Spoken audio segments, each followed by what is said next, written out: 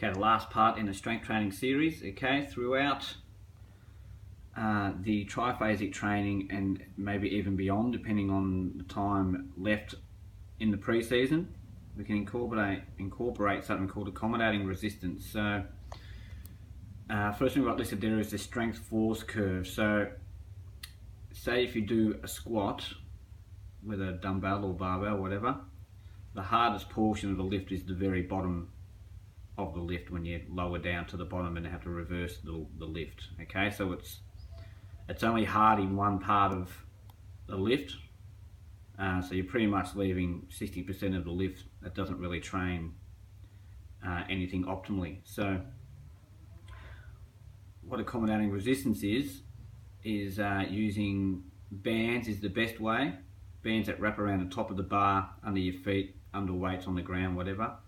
Okay, so what that will do is actually pull you down harder, so it evens out the strength curve on the way down.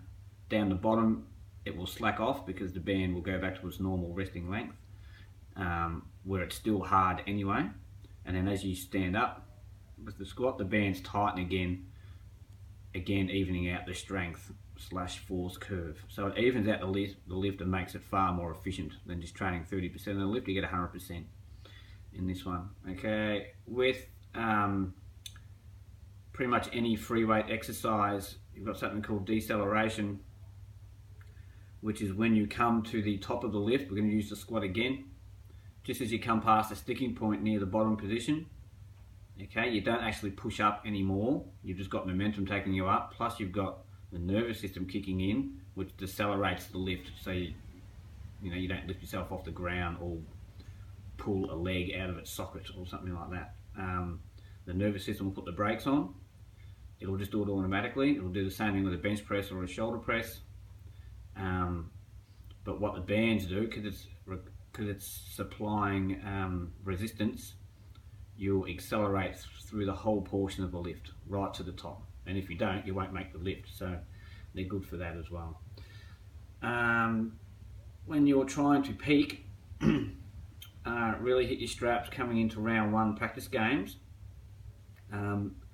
Accommodating resistance through bands can also provide overspeed resistance. So if we go back to the lowering portion where it pulls you down, okay, it'll pull you down faster than you can actually drop yourself down. What that means, if we go back to the triphasic training video, you've got to resist that eccentric force faster, and it's going to be more resistance force than what's actually on the bar. And then what that will mean, it's going to improve your V, because the time it takes you to stabilize the force and turn it around will decrease.